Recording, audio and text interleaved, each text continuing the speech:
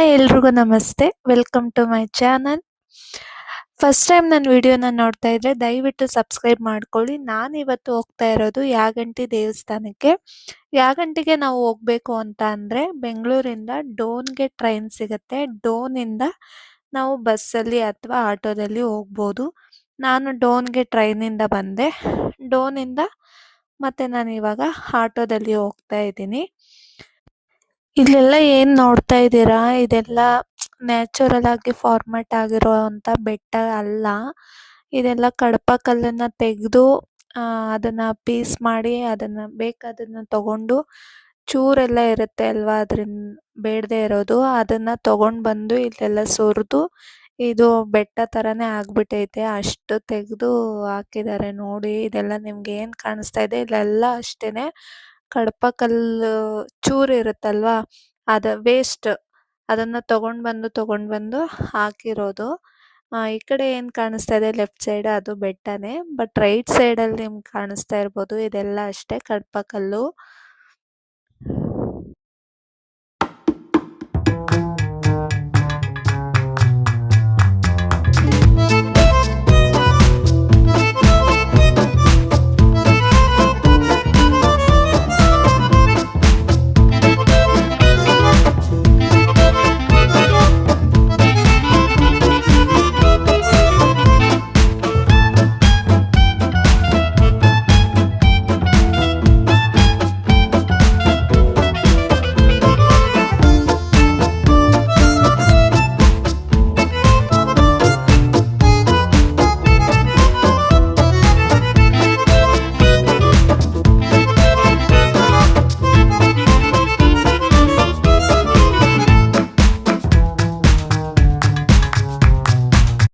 ಸ್ವಲ್ಪ ತುಂಬ ಬಿಸಿಲಿದೆ ಈ ಕಡೆ, ಆದರೂ ಕೂಡ ಚೆನ್ನಾಗಿದೆ.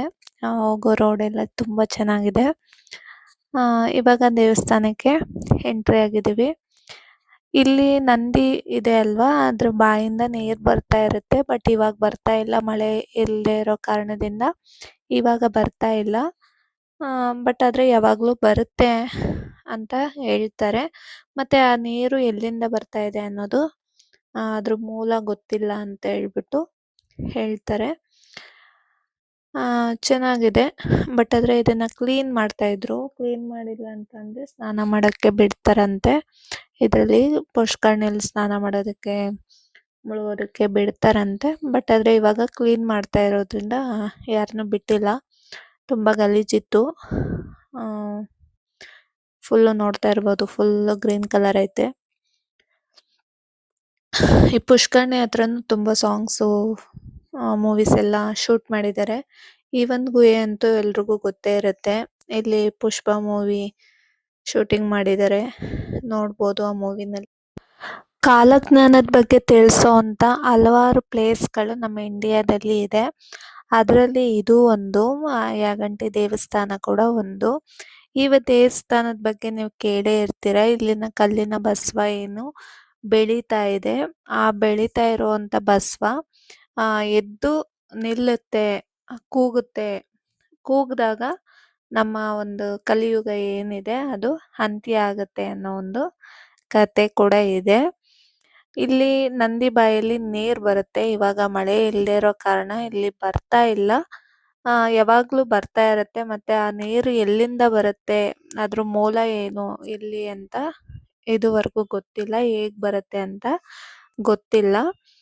ಬಟ್ ಇವಾಗ ಮಳೆ ಇಲ್ಲದೆ ಇರೋ ಕಾರಣ ಬರ್ತಾ ಇಲ್ಲ. ಯಾವಾಗೂ ಬರ್ತಾ ಇರುತ್ತೆ. ಬಟ್ ಇಲ್ಲಿ ಬರದೇ ಇರ್ಬೋದು, ಆದರೆ ಕೆಲವೊಂದು ಕಡೆ ನೀರು ಇವಾಗಲೂ ಕೂಡ ಬರ್ತಾ ಇದೆ. ಯಾವಾಗೂ ನೀರು ಇರುತ್ತೆ ಇಲ್ಲಿ. ಈಗ ದೇವಸ್ಥಾನ ಇಲ್ಲಿ ಹಲವಾರು ಶೂಟಿಂಗ್ಗಳು ಕೂಡ ಆಗಿದ್ದಾವೆ. ಈ ಒಂದು ಗುಹೆನ ನೀವು ನೋಡೇ ಇರ್ತೀರ, ತುಂಬ ಫಿಲಮ್ಸ್ಗಳಲ್ಲಿ ನೋಡಿರ್ತೀರ. ಪುಷ್ಪ 2 ಆಗಿರ್ಬೋದು, ತುಂಬ ಫಿಲಮ್ಗಳನ್ನ ಈ ಗುಹೆ ಹತ್ರ ಮಾಡಿದ್ದಾರೆ. ಈ ದೇವಸ್ಥಾನದ ಹತ್ರ ತುಂಬ ಶೂಟಿಂಗ್ಗಳು ಆಗಿದ್ದಾವೆ. ನಾವು ದೇವಸ್ಥಾನಗಳಿಗೆ ಆವಾಗ ಹೋದಾಗ ನಮ್ಗೇನು ಕಾಣಿಸ್ತಿತ್ತು ಅಂತ ಅಂದರೆ, ಮನೆಯಿಂದ ಅಡುಗೆ ಮಾಡ್ಕೊಂಡು ಬಂದು ಎಲ್ಲೋ ಕುತ್ಕೊಂಡು ಫ್ಯಾಮಿಲಿ ಎಲ್ಲ ತಿನ್ನೋದು ಕಾಣಿಸ್ತಾ ಇತ್ತು. ಬಟ್ ಇವಾಗ ಏನು ಕಾಣಿಸುತ್ತೆ ಅಂತ ಅಂದರೆ ಶೂಟಿಂಗ್ ಮಾಡೋದು, ಫೋಟೋಶೂಟು ಇವೇ ಕಾಣಿಸ್ತಾ ಇರ್ತವೆ ಇವಾಗೆಲ್ಲ.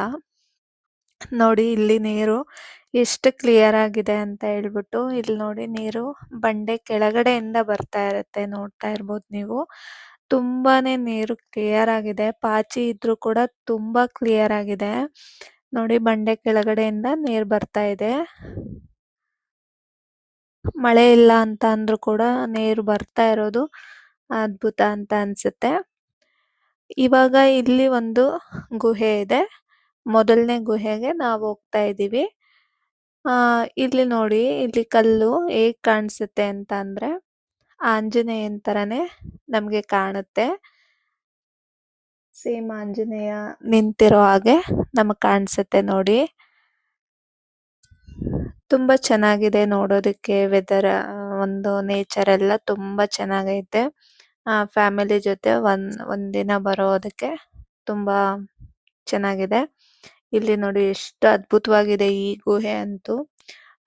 ಸಡನ್ ಆಗಿ ಎಂಟ್ರಿ ಆದಾಗ ಸ್ವಾಮೀಜಿ ಕೂತಿರೋದು ಅದೆಲ್ಲ ನೋಡಿದ್ರೆ ಏನೋ ಫಿಲಂ ಅಂತ ಅನ್ನಿಸ್ಬಿಡ್ತು. ಅಷ್ಟು ಅದ್ಭುತವಾಗಿದೆ ಈ ಗುಹೆ ಅಂತೂ. ತುಂಬಾ ಚೆನ್ನಾಗಿದೆ. ಇಲ್ಲಿನ ಕಲ್ಲು ಒಂಥರ ನೈಸ್ ಇದೆ. ಬಟ್ ಇದು ಯಾವ ತರ ಕಲ್ಲು, ಇಲ್ಲ ಕಡಪ ಕಲ್ಲ, ಇಲ್ಲ ಅಂದ್ರೆ ಗ್ರಾನೈಟಾ ಏನಂತ ನನಗೆ ಗೊತ್ತಿಲ್ಲ. ಗೊತ್ತಿರೋರು ಯಾರಾದ್ರೂ ಇದ್ರೆ ಕಾಮೆಂಟ್ ಮಾಡಿ. ತುಂಬಾ ನೈಸ್ ಇದೆ ಕಲ್ಲುಗಳು, ನೀವು ನೋಡ್ತಾ ಇರ್ಬೋದು. ತುಂಬಾ ನೈಸ್ ಇದೆ ಒಂಥರ. ಚೆನ್ನಾಗಿದೆ ನೋಡೋದಕ್ಕೆ.